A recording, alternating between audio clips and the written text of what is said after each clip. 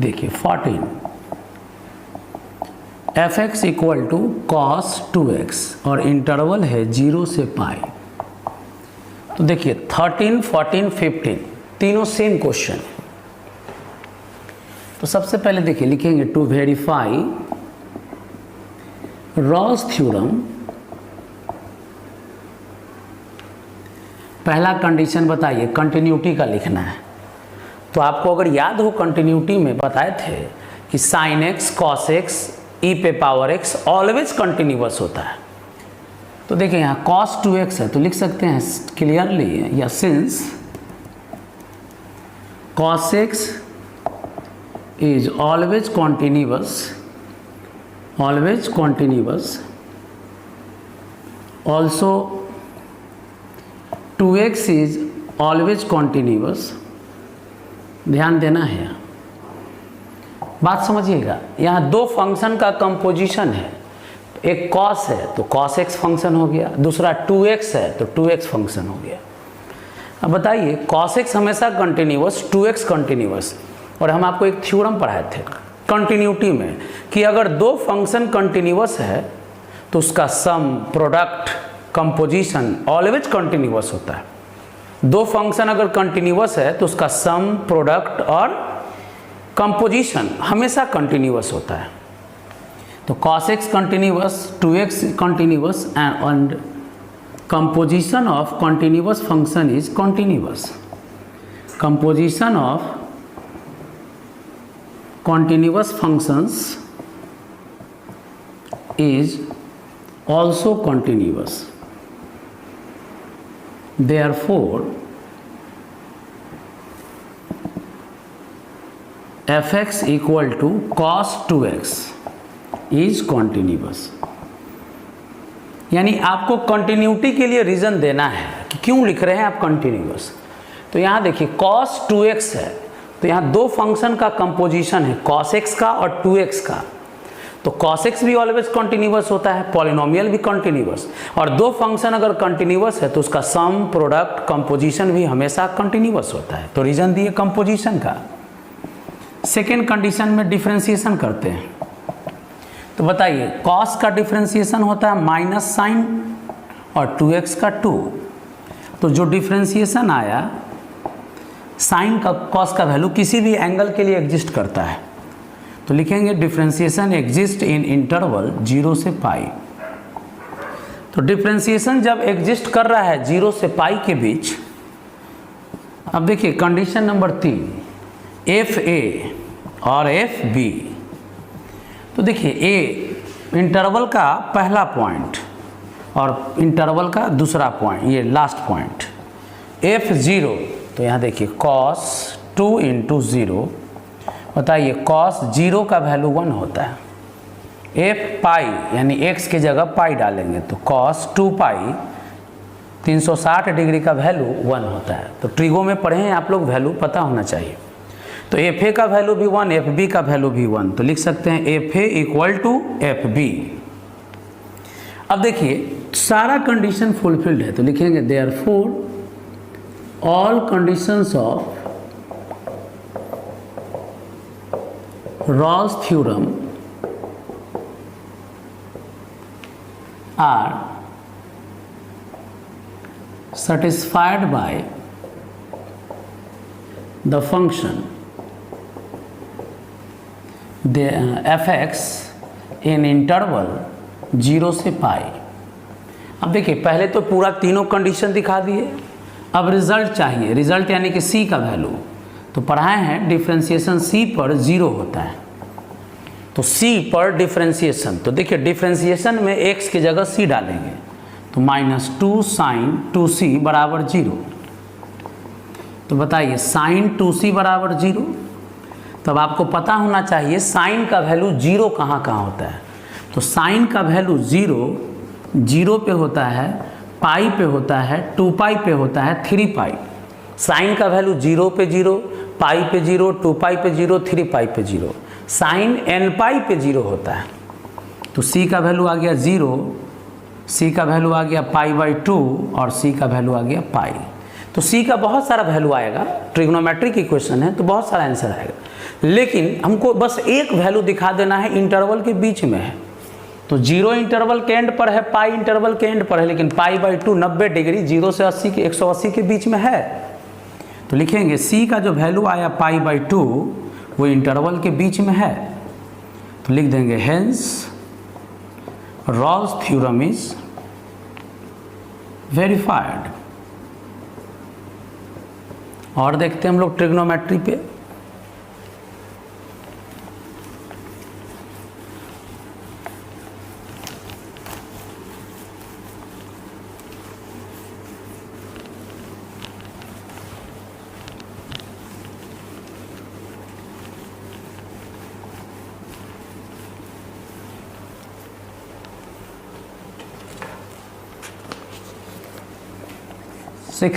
Important भी होगा। fx है sin x plus cos x और इंटरवल है 0 से पाई/2। अब देखिए इसका काम कैसे लिखना है। तो लिखेंगे to verify Rolle's theorem, to verify Rolle's theorem पहला कंडीशन। तो बताइए कंटिन्यूटी कैसे लिखें। तो साइन है कॉस है, तो sine x is always continuous, cos x is always continuous and sum of continuous function is continuous. यहाँ सम है तो सम यूज करेंगे, अगर प्रोडक्ट रहता तो प्रोडक्ट यूज करते, कंपोजिशन रहता तो कंपोजिशन यूज करते। तो लिखेंगे कि since sine x and cos x are always continuous and, अब यहाँ देखिए सम है तो सम लिखना है, अगर यहाँ माइनस रहता तो डिफरेंस लिखते, मल्टीप्लाई रहता तो प्रोडक्ट लिखते। तो sum of continuous functions is always continuous. याद रखना है कि अगर दो फंक्शन कॉन्टिन्यूअस है तो उसका सम भी कॉन्टिन्यूअस होता है। Therefore fx equal to sine continuous cos continuous, इसलिए साइन प्लस कॉस भी क्या होगा, कॉन्टिन्यूअस होगा। और कॉन्टिन्यूअस क्लोज इंटरवल में दिखाना है और डिफरेंशिएशन ओपन इंटरवल में। अब आइए सेकेंड, अब आराम से डिफरेंशिएशन करिए पहले। तो साइन का डिफरेंशिएशन कॉस होता है, कॉस का डिफरेंशिएशन माइनस साइन होता है। अब बताइए साइन और कॉस का वैल्यू तो किसी भी एंगल पे एग्जिस्ट करता है। तो लिखेंगे डिफरेंशिएशन एग्जिस्ट करता है इन ओपन इंटरवल 0 से पाई/2। तीसरा है एफ ए निकालिए, एफ बी निकालिए। तो ए हो गया इंटरवल का पहला पॉइंट और बी हो गया इंटरवल का लास्ट पॉइंट। तो F0 तो फॉर्मूला में x की जगह 0 डाल देंगे। F पाई/2 तो फॉर्मूला में ध्यान दीजिएगा, फॉर्मूला में पाई/2 डालिए। तो वैल्यू ट्रिगो का याद होना चाहिए। साइन 90 डिग्री 1 होता है, कॉस 90 डिग्री 0। तो फिर से देखिए एफ ए का वैल्यू 1 आ गया, एफ बी का वैल्यू 1 आ गया। तो लिखेंगे therefore we get F A equal to F B. अब बताइए तीनों कंडीशन फुलफिल्ड है। तो लिखेंगे all conditions of Rolle's theorem are satisfied by function in interval 0 से पाई। पहले तीनों कंडीशन दिखा दिए। अब आइए रिजल्ट, रिजल्ट यानी c का वैल्यू, c पर डिफरेंशिएशन 0 होता है। तो देखिए डिफरेंशिएशन में x की जगह c डालेंगे, डिफरेंशिएशन में x की जगह c लेंगे। तो cos c minus sine c equal to 0। तो बताइए cos c equal to sine c हो जाएगा। अब आपको याद होना चाहिए cos और साइन का वैल्यू, या साइन को अगर हम इधर ले आएँ तो cos बाई साइन क्या हो जाएगा, cot c, cos by sine cot c, इधर 1 बचा। अब आप खुद बताइए c का वैल्यू क्या होगा। तो cot में 145 डिग्री पाई/4 होता है, c पाई/4 आया। अब देखिए c जो है यहाँ इंटरवल 0 से पाई/2 है जी, ध्यान देना। तो जो c का वैल्यू आया वो इंटरवल के बीच में है कि नहीं कहीं पे, तो बिल्कुल 0 से 90 के बीच में 45 आएगा। बीच कहने का मतलब ये नहीं कि ठीक सेंटर पे नहीं, इंटरवल के अंदर कहीं भी होना चाहिए। तो सी का वैल्यू जो आया π/4 इंटरवल के अंदर है, तो जब रिजल्ट मिल गया तो लिख देंगे hence Rolle's theorem is verified. Rolle's theorem is verified.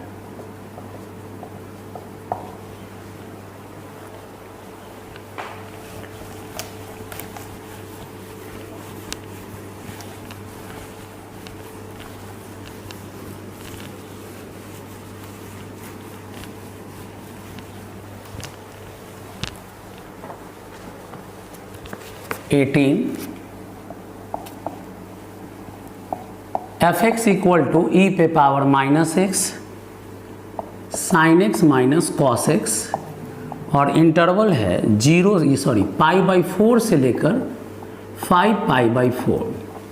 चलिए देखते हैं। अब यहाँ पे लिखा है कि वेरीफाई रॉल्स थ्योरम, तो लिखेंगे टू वेरीफाई रॉल्स थ्योरम। बोले हैं कि 3 कंडीशन लेते हैं। C1 पहला कंडीशन, तो पहला कंडीशन कंटिन्यूटी का है। तो देखिए कौन कौन फंक्शन है, तो एक्सपोनेंशियल है ऑलवेज कॉन्टिन्यूअस, साइन है ऑलवेज कॉन्टिन्यूअस, कॉस है ऑलवेज कॉन्टिन्यूअस।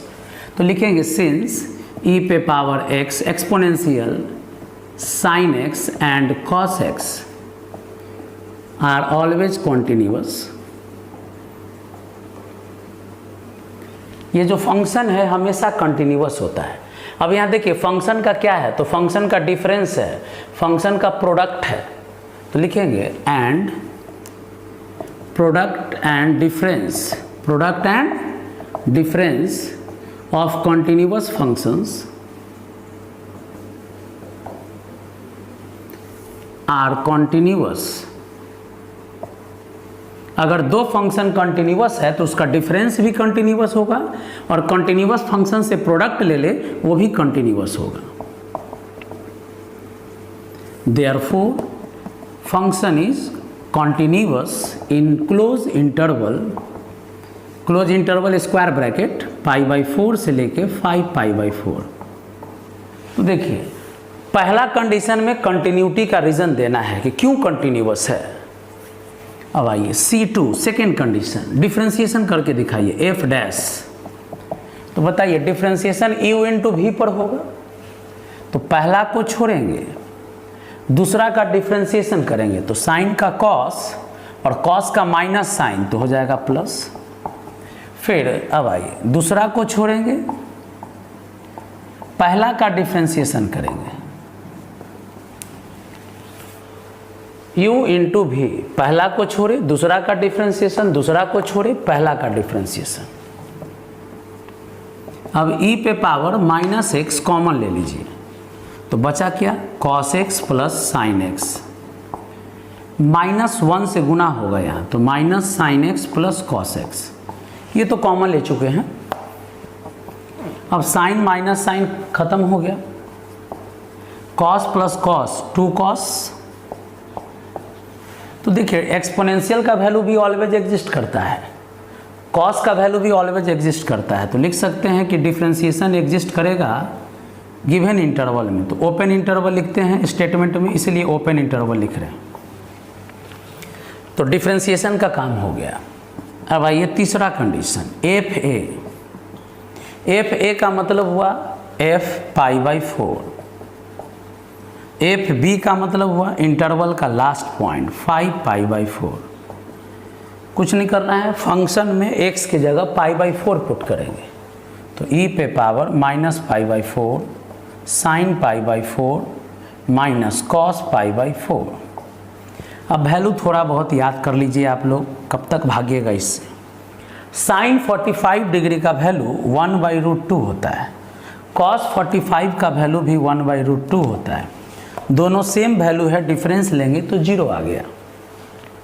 अब फंक्शन में x की जगह 5π/4 डालेंगे, तो e पे power -5π/4 sign 5π/4 cos 5π/4।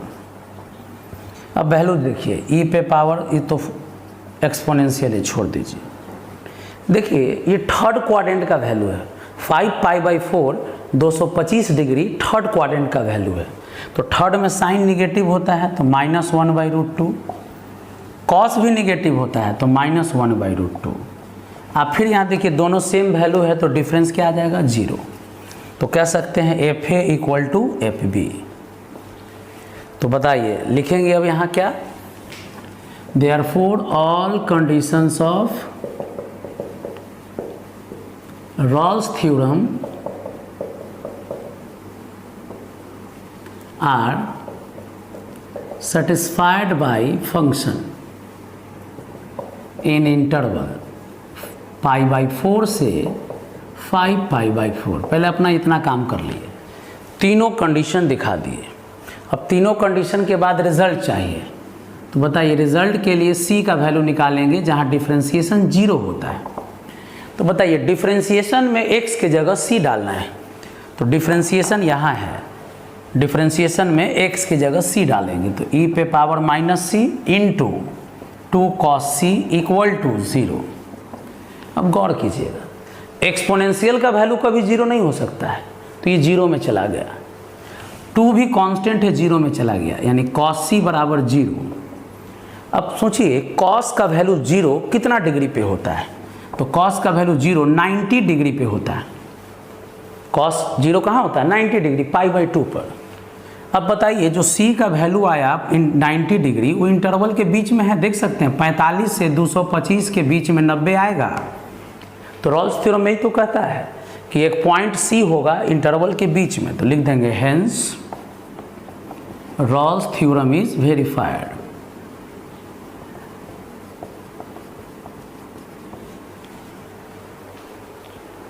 Next question देखते हैं हम लोग।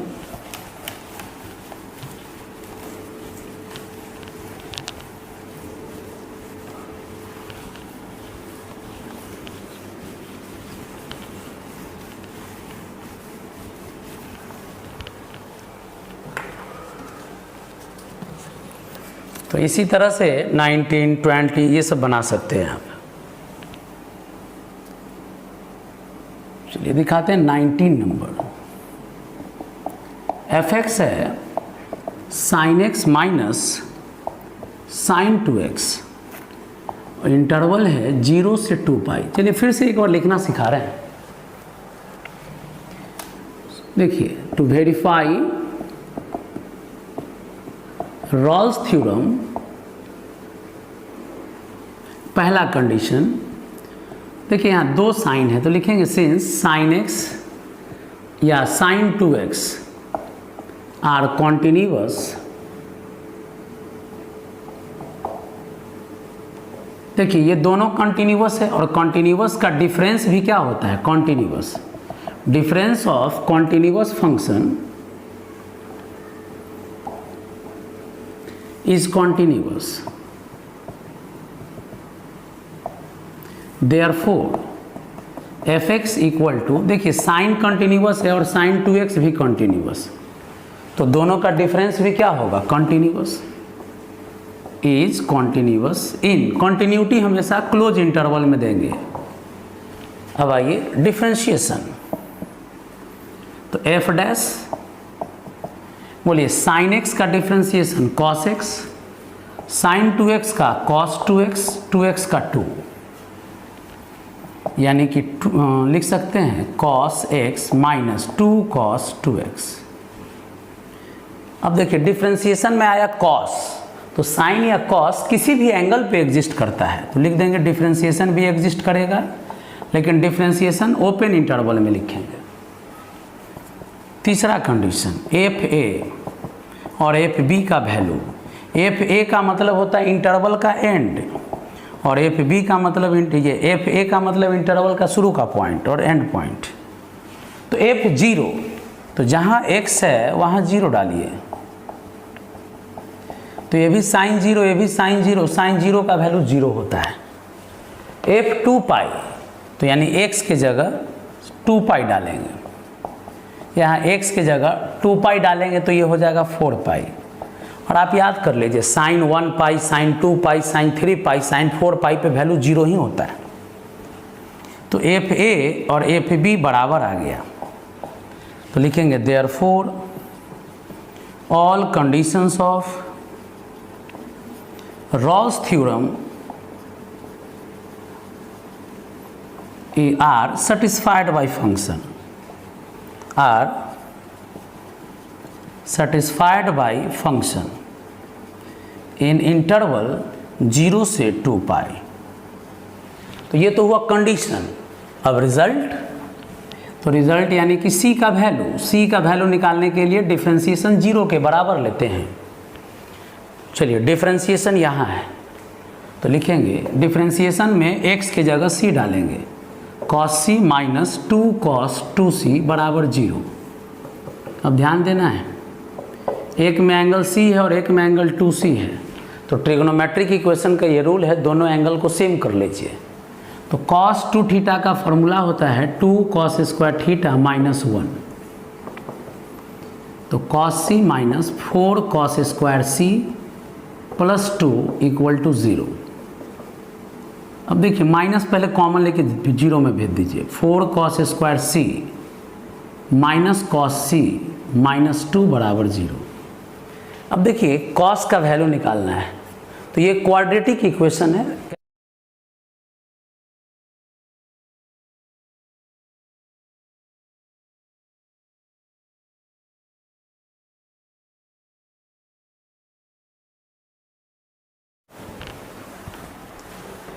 अभी तक जितना क्वेश्चन बताएं उसमें रॉल्स थ्योरम को वेरीफाई करना था। अब जो क्वेश्चन दिया हुआ है उसमें चेक करना है कि रॉल्स थ्योरम एप्लीकेबल है कि नहीं। तो याद रखिएगा रॉल्स थ्योरम तभी एप्लीकेबल होता है जब तीनों कंडीशन फुलफिल्ड होगा। एक कंडीशन भी अगर फेल कर जाता है तो लिख देंगे Rolle's theorem is not applicable. 22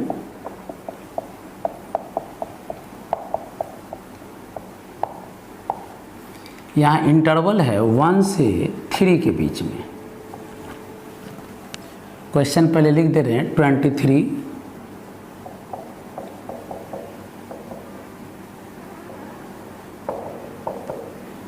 देखिए, चलिए 24 भी लिख दे रहे हैं, छोटा छोटा क्वेश्चन है।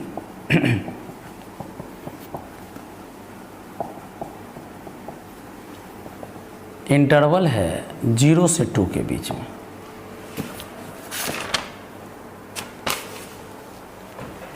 सबसे पहले यहाँ देखिए ये पॉलिनोमियल है तो कंटिन्यूअस हो गया, डिफरेंशिएबल भी है, तो तीसरा कंडीशन बच रहा है। अब उसी को सिर्फ चेक करेंगे, अगर वो पास कर गया तो यहाँ एप्लीकेबल होगा, फेल कर गया तो एप्लीकेबल नहीं होगा। तो देखिए एफ ए और एफ बी का वैल्यू निकालेंगे इस क्वेश्चन में। तो एफ ए का मतलब हो गया पहला इंटरवल का पॉइंट और एंड पॉइंट 3 है, तो चलिए x की जगह 1 डाल दिए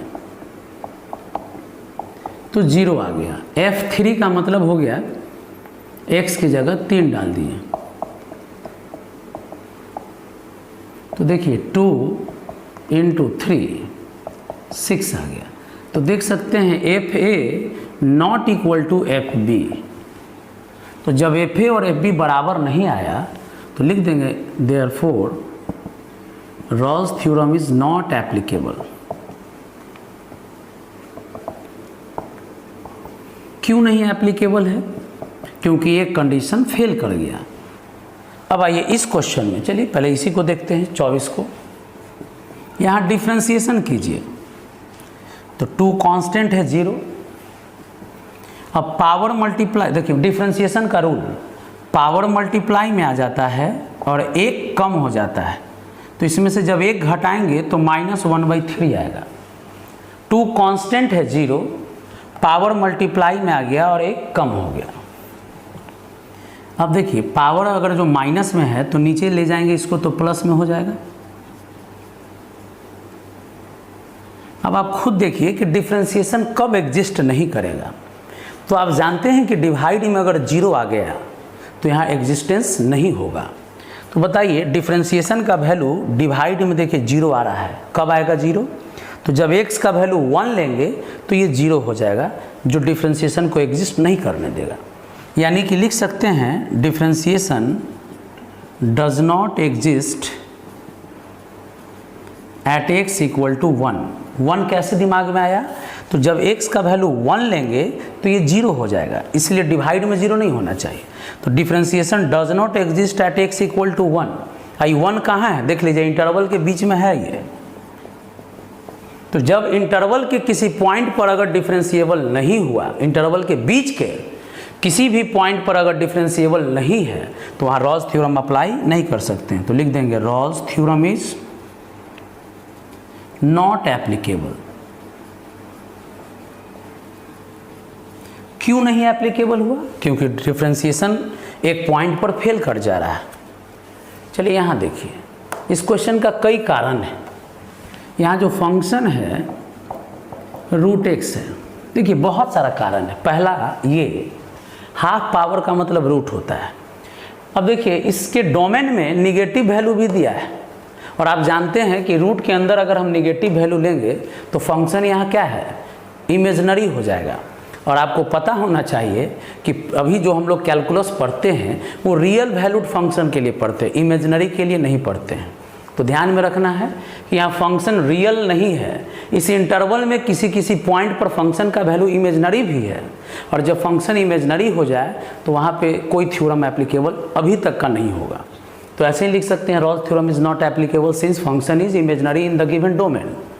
जो डोमेन दिया हुआ है उसमें फंक्शन का वैल्यू इमेजिनरी हो जा रहा है, एक रीज़न है। दूसरा रीज़न यहाँ है कि डिफ्रेंसिएशन कीजिए, तो बताइए रूट एक्स का डिफ्रेंसिएशन होता है 1/2 रूट एक्स। तो बताइए यहाँ डिफ्रेंसिएशन कब नहीं एग्जिस्ट करेगा?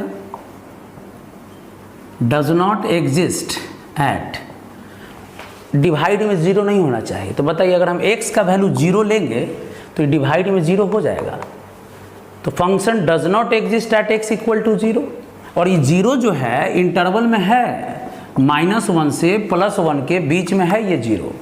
तो देखिए इंटरवल के एक पॉइंट पर फंक्शन का डिफरेंशिएशन एग्जिस्ट नहीं करता है, तो लिख देंगे Rolle's theorem is not applicable. Rolle's theorem is not applicable.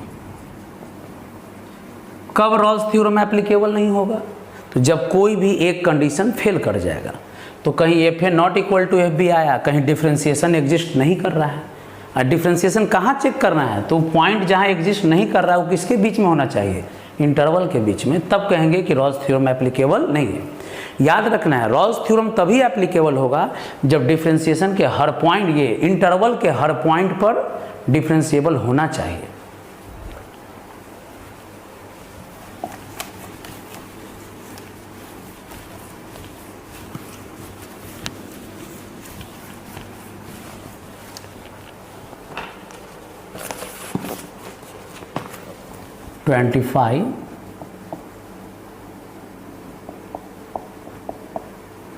cos 1/x और इंटरवल है -1 से +1।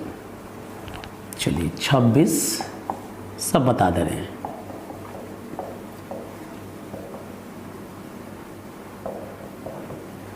रॉल्स थ्योरम एप्लीकेबल है कि नहीं बस बताना है।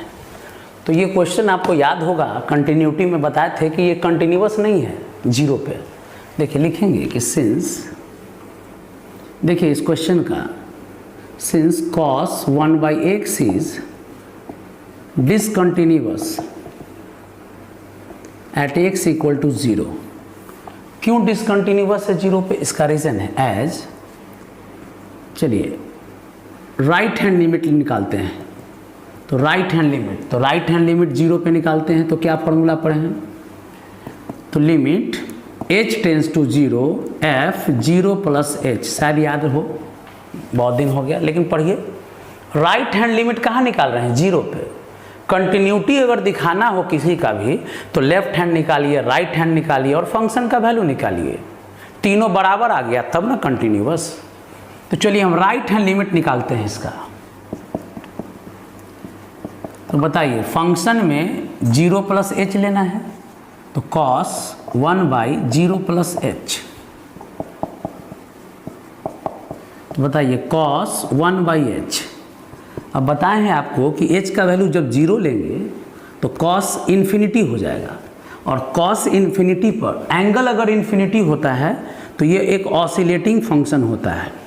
देखिएगा कंटिन्यूटी के वीडियो में बताए थे कि कॉस या साइन का वैल्यू इन्फानाइट एंगल पर ऑसिलेटिंग होता है। किसके बीच ऑसिलेटिंग होता है? -1 से +1 के बीच। साइन या कॉस का वैल्यू -1 से +1 के बीच ऑसिलेट करता है एंगल इन्फानाइट रहने पर।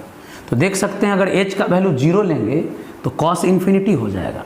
तो लिखेंगे ये ऑसिलेटिंग फंक्शन है और ऑसिलेटिंग फंक्शन का लिमिट एग्जिस्ट नहीं करता है। तो बताइए राइट हैंड लिमिट तो एग्जिस्ट नहीं किया, इसलिए ये क्या है? डिसकंटिन्यूअस है।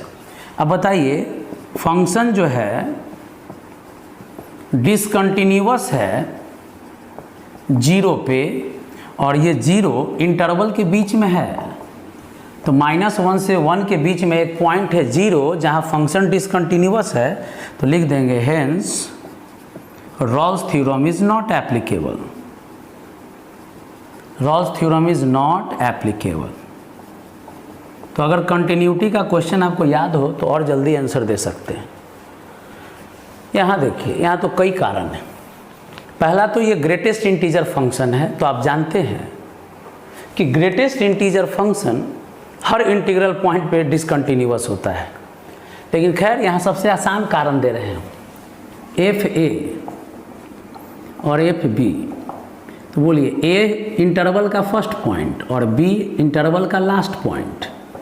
तो बताइए फंक्शन में x के जगह -1 डालेंगे तो -1 का इंटीग्रल वैल्यू -1 होता है। फंक्शन में x की जगह 1 डालेंगे तो 1 होगा। अब आप देख सकते हैं एफ ए और एफ बी का वैल्यू बराबर नहीं है, तो तीसरा कंडीशन फेल कर गया। सबसे हल्का यही है। तो जब F A not equal to F B है तो लिख देंगे hence Rolle's theorem is not applicable. Not applicable. तो ये प्रूव हो जाता है कि रॉल्स थ्योरम एप्लीकेबल नहीं है। एक और लास्ट क्वेश्चन,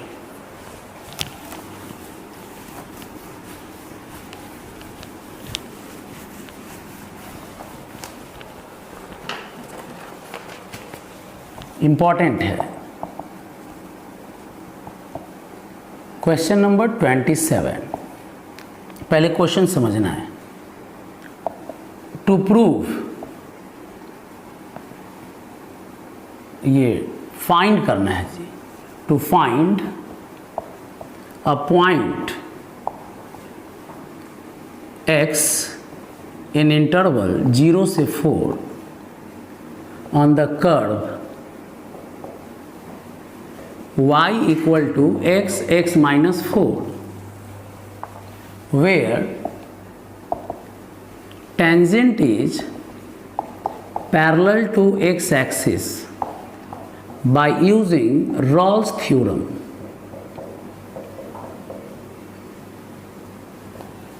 देखिए क्वेश्चन कहा कि रॉल्स थ्योरम के मदद से एक पॉइंट बताइए जहां टेंजेंट एक्स एक्सिस के पैरेलल है।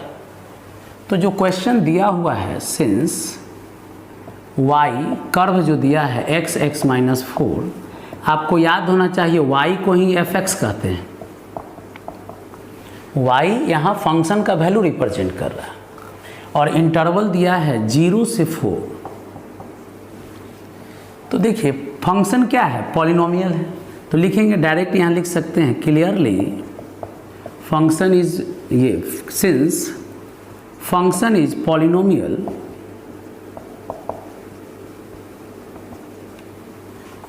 So it is continuous and differentiable. देख सकते हैं कि फंक्शन जो है पॉलिनोमियल है, इसलिए ये क्या होगा? कंटिन्यूअस भी होगा और डिफरेंशिएबल भी होगा। डिफरेंशिएशन करके दिखा दीजिए। x स्क्वायर का 2x, 4x का 4। कोई भी पॉलिनोमियल जो है उसका वैल्यू किसी भी फाइनाइट वैल्यू पे एग्जिस्ट करता है।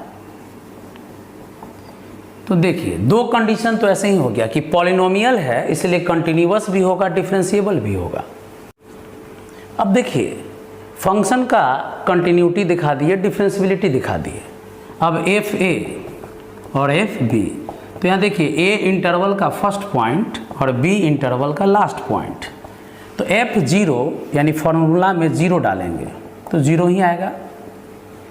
F4 तो x की जगह 4 डाल दिए, तो देखिए 16 माइनस 16 0 आया, तो f A equal to F b आ गया। तो लिखेंगे therefore all conditions of Rolle's theorem are satisfied by the function. अब बताइए सारा कंडीशन अगर पूरा हो गया तो रॉल्स थ्योरम का रिजल्ट मिलना चाहिए। तो लिखेंगे according to Rolle's theorem there is at least one point, there is at least one point x equal to c in interval AB where tangent is parallel to x axis। तो पहले तो ये दिखा दिए कि रॉल्स थ्योरम के मदद से कि जो कर्व दिया हुआ है उस पे एक पॉइंट है 0 से 4 के बीच में जहाँ एक टेंजेंट है x एक्सिस के पैरेलल। अब पॉइंट निकालना है, तो बताइए पॉइंट कहने का मतलब c का वैल्यू निकालना है। तो बताए हैं कि डिफ्रेंसिएशन 0 होता है, तो बताइए डिफ्रेंसिएशन 0, तो डिफ्रेंसिएशन में x के जगह c पुट करेंगे तो 2c माइनस 4 इक्वल टू 0। तो बताइए c का वैल्यू 2 आ गया। c किसका वैल्यू होता है? x का वैल्यू होता है, तो x का वैल्यू 2 आ गया तो y निकाल सकते हैं। y बराबर फॉर्मूला दिया हुआ है x into x minus 4, 2 into 2 minus 4 आ गया। तो लिखेंगे रिक्वायर्ड पॉइंट यानी x का वैल्यू 2 और y का वैल्यू -4। तो देखिए इस क्वेश्चन में रॉल्स थ्योरम के मदद से पहले ये प्रूफ कर दिए कि एक पॉइंट है जहाँ पर टेंजेंट x एक्सिस के पैरेलल है, और वो पॉइंट निकालने के लिए डिफ्रेंसिएशन 0 किए रॉल्स थ्योरम के रिजल्ट के हिसाब से। तो जो वैल्यू आया x का y निकाल लिए, तो पॉइंट बताना था यानी x और y दोनों कोऑर्डिनेट बताना था। तो आज के लेक्चर में आप लोग को रॉल्स थ्योरम कंप्लीट करवा दिए। देखिए इससे 4 मार्क्स क्वेश्चन आते रहा है, तो अगर सिलेबस में होगा तो रॉल्स थ्योरम से भी एक क्वेश्चन आएगा। तो ध्यान रखना है, इसमें 2 टाइप का क्वेश्चन है, एक वेरीफाई करना और दूसरा चेक करना कि एप्लीकेबल है कि नहीं। तो वेरीफाई करना में तो आपको कंडीशन भी दिखाना था, रिजल्ट भी दिखाना था, और एप्लीकेबल है कि नहीं उसमें बस तीनों कंडीशन दिखाएंगे। कोई भी एक फेल कर जाएगा तो लिख देंगे रॉल्स थ्योरम एप्लीकेबल नहीं है। टेंजेंट प्रूफ करना था, तो दिखा दिए पहले कि टेंजेंट है और फिर पॉइंट निकाल दिए कि किस पॉइंट पर टेंजेंट पैरेलल है एक्स एक्सिस के। तो आज के लेक्चर में आपका रॉल्स थ्योरम कंप्लीट हो गया।